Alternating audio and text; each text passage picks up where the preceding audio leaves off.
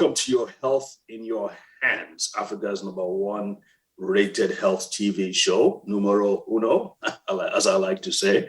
Thank you for joining us today. My name is Dr. David Ajibade with the Brain and Body Foundation. Today we're going to be talking about the elderly. That means those in this. In fact, as far as I'm concerned, 60 doesn't even qualify for elderly. We're talking about those who are in the 70s and beyond. As you know, Nigeria and other African countries, not in terms of life expectancy, we're not doing really well at all. In fact, Nigeria, out of 54 countries, we are like number 3 when it comes to worst life expectancies. 54 countries in Africa, I think the average life expectancy is about 54 years of age. Compare that with the US or Japan, where it's 80s and above. Although in recent times, because of coronavirus, the numbers have kind of slipped a little bit. But it's 80, compare 80 with 54, 55, that's terrible. However, we are beginning to see more and more of our parents and grandparents live longer. So that's a good trend. And what that means is that we need to start paying attention to the health needs of the elderly people, because this is, for many of us, this is really uncharted territory. I don't think we had any, I don't remember rotating through in medical school, rotating through any specific classes on geriatrics, which is the study and the treatment of elderly people. So this is a new concept for many of us. And so that's why I'm really, really happy to have my friend, classmate, former classmate in medical school, who is actually a geriatrician, which means he focuses on treats the elderly people and their conditions, disease conditions, and of course, helps them maximize their elderly life. So without much further ado, I'm going to say, welcome, Dr. Adekunle Adedeji. How are you, sir? Very well. Good evening, Dr. Ajibade. Good evening, viewers. I appreciate you having me on your program. Thank you.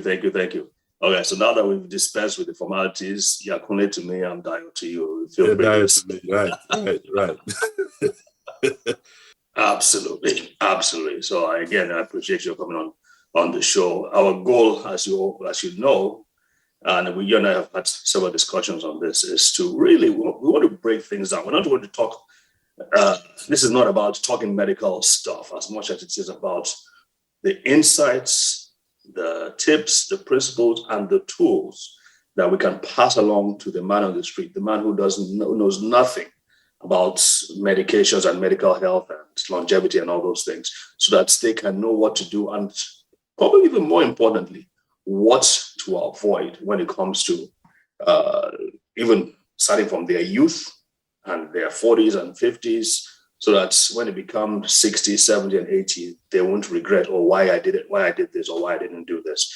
So let's start with the first question. What are some of the things that you consider to be common mistakes people make in their earlier years that comes back and affects them adversely in their later years?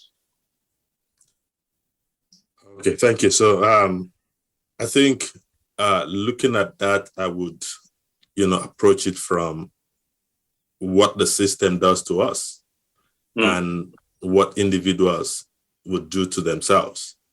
So what we have, especially in Nigeria, is a system that has not given a lot of attention to the elderly. It's a system that does not prepare the youth for when they become, 65, 75, 85. And, like you said in your introduction, it may be because we have somehow agreed with the life expectancy that we see, and we think, okay, yeah, if they can get to 70, then we're good.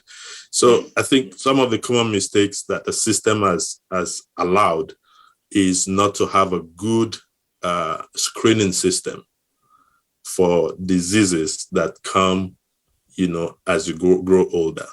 We may have the facilities to do it, but we have not emphasized for the people to check that out. So because when you are 50, for example, and nothing is done to check for colon cancer, for example. It may start developing at 50. It may not show its face until 65. So the person developed a polyp, which is a little ball in the intestine that grows to become cancer. It takes about 10 years, averagely, to get to that point. And so if we don't take care of that at 50, it will manifest in the 60s.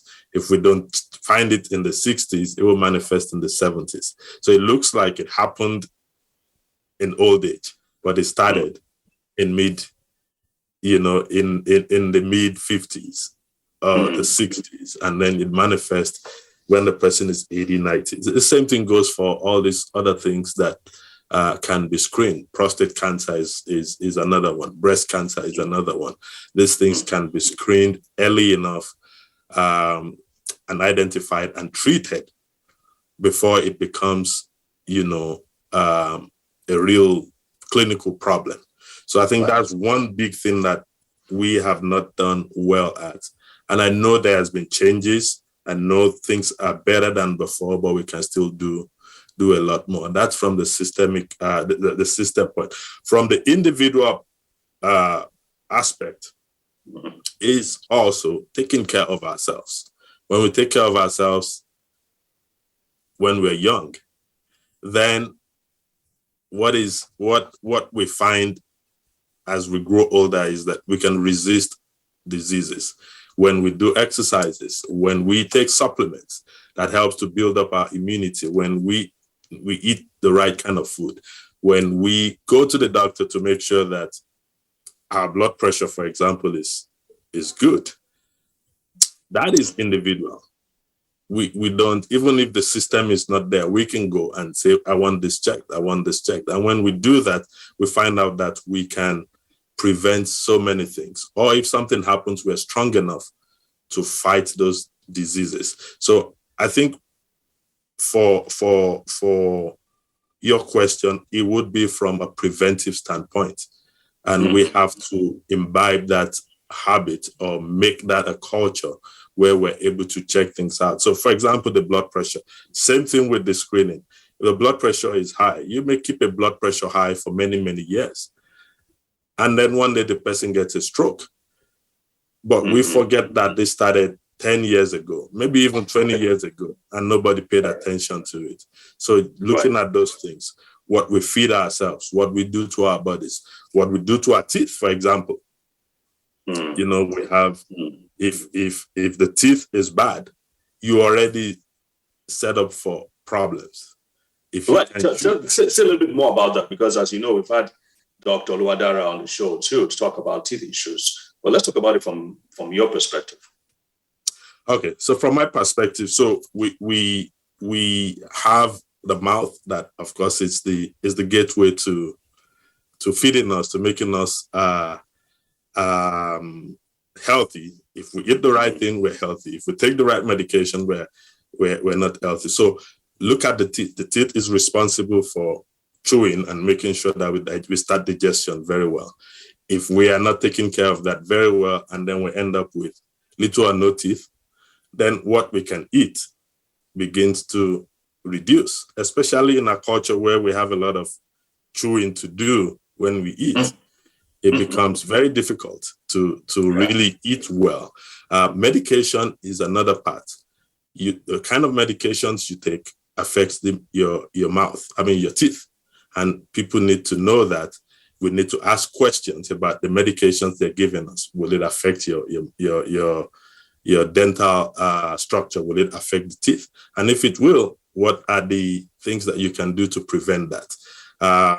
Do you have any examples on that medication that will affect the teeth? For sure.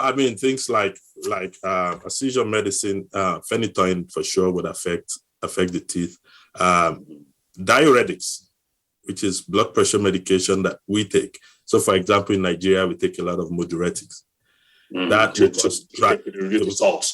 To reduce some levels, yeah. Exactly. So it may not be directly impacting the teeth itself, but what it does to the mouth in general, the dryness, that would eventually affect the teeth. And we just need to know that. If we know that, okay, maybe what can I do? Do I need to drink more water? Do I need to moisten my mouth? Can the doctor change the medications? So knowledge about these medications, very, very important. People who have asthma, for example, and they do a lot of inhalation, steroid in their mouth, they need to know. If we have knowledge of those things, then you can ask questions on what can you do to make that better or to avoid those problems. I like that. Those are really good points. And when you were saying about colon cancer, especially when that starts 10, 15 years in advance. So having people have those regular checkups, especially after the age of 50, is super important. I understand that even for Black people, they even recommend it starting as early as 45 because it seems 45 to be worse among the Black people. I don't know what it is about us. Why is everything affecting Black people so much? I don't get it. One of the things is that we are late in starting things, and so these guys go on data, right? They go on history, so we find out that we can't really give a good data of what we have done, and so there's going to be a lot of assumption. Okay, if you guys don't have it, then we'll give you the worst. So, for example, if we find our colon cancer at stage 4 all the time, then it becomes a problem versus the people who are able to find a polyp that is not cancerous and deal with it. And so they assume that, okay, you guys, it's too aggressive or you are missing something. So let's do it earlier. If a lot of people are getting this later stage disease, so let's do it earlier. So they have all kinds of reasons for that. But I think for us, is to get in and at least do something. There's simple tests that we can do, like blood in the stool, that may not even be as invasive. They may not be as expensive. If the government can come in and say, okay, let's make this one of the things we do. Let's make mammogram one of the things we do. Primary health care, that we have all these primary health centers. How many of them are able to do mammograms? How many of them are able to give a little stool card? If we can't do colonoscopy, at least we can give a stool card, and we can start from there. Absolutely. We're going to take a short break now, a brief commercial break. When you come back, folks, there's a video about me speaking with some elderly people in their 8th decades. The youngest person there is probably 75 or 76. So just to buttress some of the tips and ideas that we're trying to pass across here. So we shall see you after the break. God bless. Okay. Hey everyone, Dr. David here, and I am with some remarkable people. We're playing cards, and to be on this table, you have to be able to buy in. You probably have to be like 8 decades or thereabouts. So I'm lucky to be here. So I'm going to kind of go around the table. I'm going to talk about, each person is going to say their age and 2 or 3 or more secrets they have they can share with you for how to live a long, healthy, happy life kind of thing. So we're going to start with Jen. Well, you're not even 80 yourself too, but tell us how old you are. I'm the young one here. I'm only 70. Well, David's younger, but I'm 75. And I just look at the positive. I enjoy life. I have so many friends, so many things to do. My schedule is way too busy, but I love it. Okay, cool. Okay, I'm Nancy. I'm 81, and I try and eat healthy and exercise and just walk as much as I can and keep busy. 79 years old. I enjoy life. I have a home in Seattle. I have a home down here in Yuma, Arizona. I stay busy. I think that's one of the most key important parts of this whole thing of longevity is being active. And having a good sense of humor too, right? Pardon me? Having a good sense of humor. Yeah. Well, I have a good sense of humor. Yeah, that's just part of life. If you don't have a good sense of humor, you're not having fun. That's right. Right? Right. That's right. Jan? I'm Jan, and I'm 81, and I've never drank or never smoked. I think positive. I love life. I'm happy all the time. I work hard, and I don't sit around much. I don't watch TV a whole lot, but I love to be with people. That's about it for me. Well, you keep yourself really busy with all the tools and repair helping work the you do. neighbor. And helping the neighbors. There you go. Okay. Way over the hill and I stay active. I brush my teeth every morning and I drink healthy. How old are you? How old? Way over. No, I'm not gonna tell. You're not gonna get away. I don't have that many 86 toes in the or 86. fingers. 86. Okay. Well, And he's up on the roof when he shouldn't be. Yeah. that's right. He's up on the roof. Serious. All right. Well, thank you, Lucky. Okay, so back to me. Thank you, everyone. This is really, I got it to say, I'm telling John, remarkable. I'm in awe, really, of everybody and how active they are. I see Lucky rising up from the couch, and he's like, he gets up sprier than I can. I mean, he gets up easier than I can from the couch, and I'm that's a little over half his age. So this is really remarkable. I hope we can share learn some of these lessons back home and apply for some of them. So thank you for listening. Bye.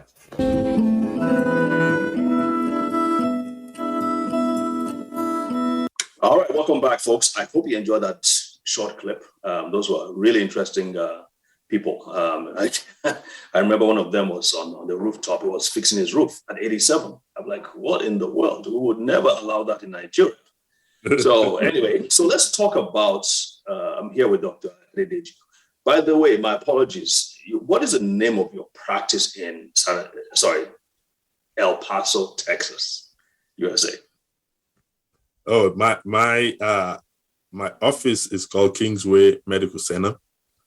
We're in El Paso, Texas, and I am an attending physician at the Hospitals of Providence and Las Palmas del Sol, both in El Paso, Texas. So I do geriatrics and some general medicine. Nice. Love it. All right, let's get back into it.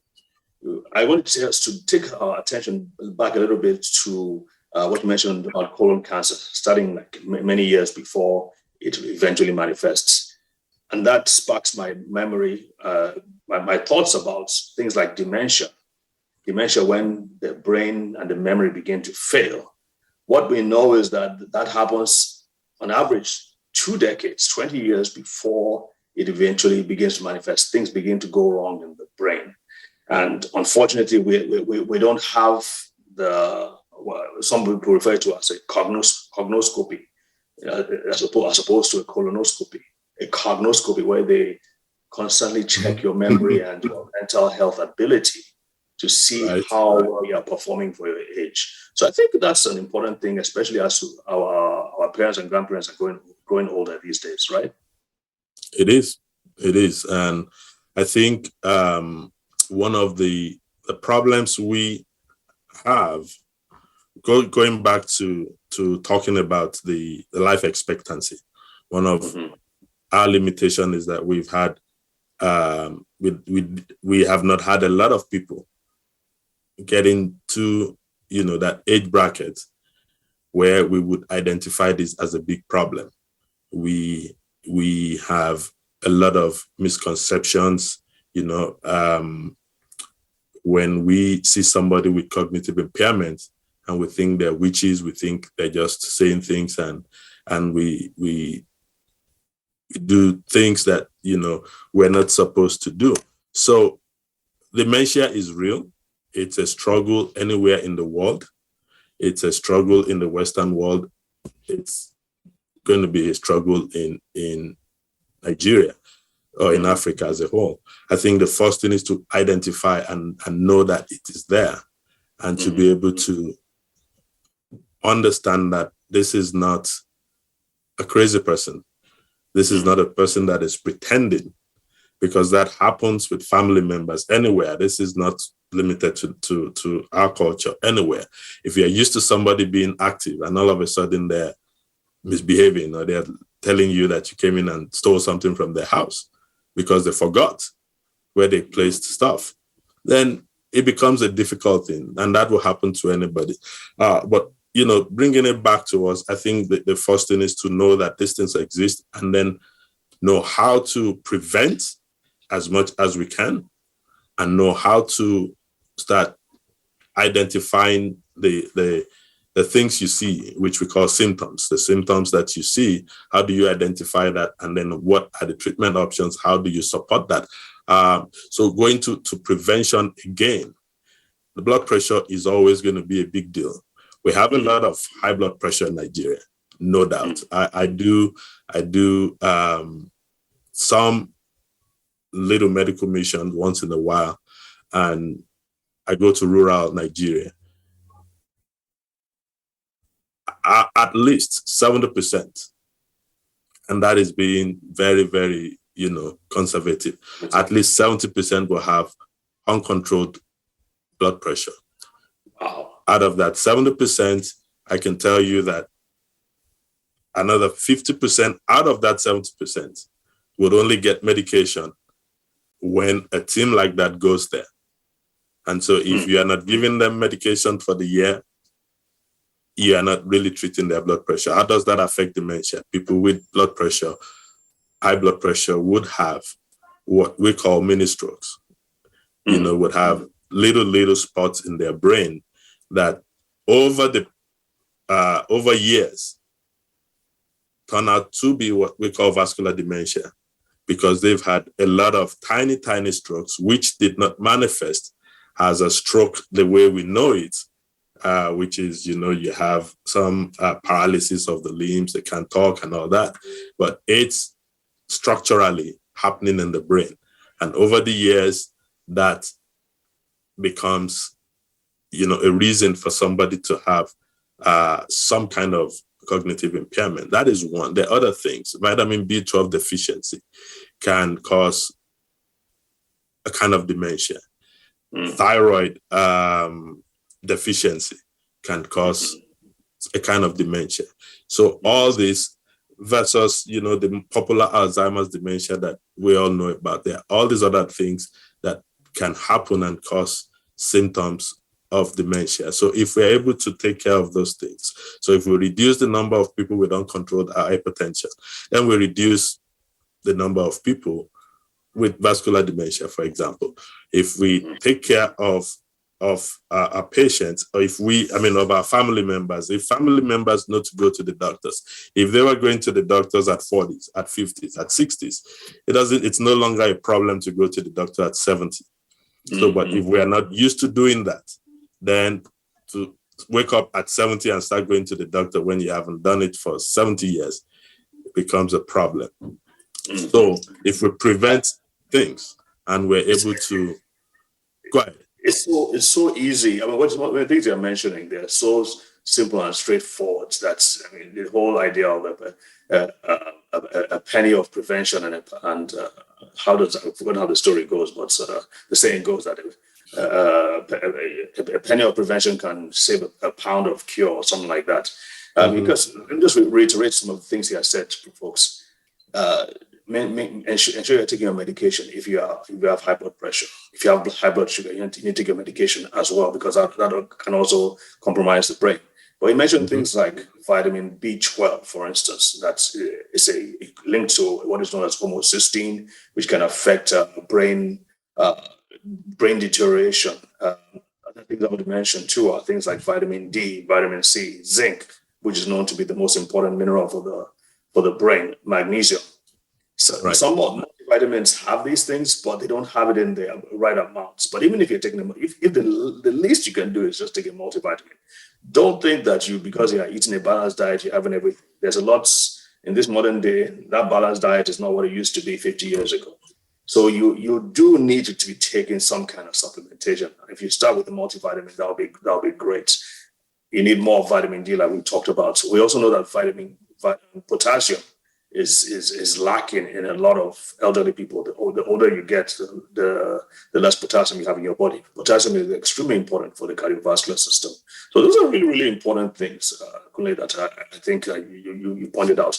And I hope in our next session, I hope we can talk about it some more, because it seems like my producer is saying that the time is up. So I want to say a big thank you for this time you've taken for us to do this, and please be sure to show up again next week so we can continue this discussion. Thank you, Dio. Any final words you want to give our viewers? I think our viewers, everybody wants to be healthy. Everybody wants the best. We need to do some work towards it individually, and we hope that our government also would help in bringing some of these things in place. But like you said, the least we can do is to make sure that we take our supplements. I think it's very important to, and maybe next week we'll talk about that more. But I think, like you said, that single multivitamins, yes, it may not have the amount that you need, but that's the first step. And then we can now deal with how much you need, how to find out how much you need, and then hopefully we can do that next session. Perfect. Thank you very much. And thank you, folks, for joining us. We will see you again next week. God bless. Bye.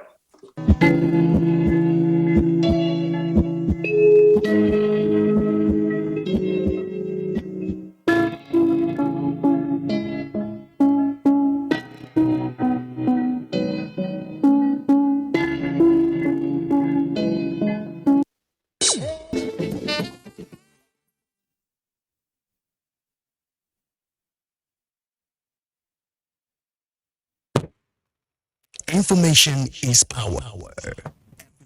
Everyone's power. So feel powerful with the NTA News Mobile app, the one-stop information center. Real news at your fingertip. Be the first to report by uploading first-hand information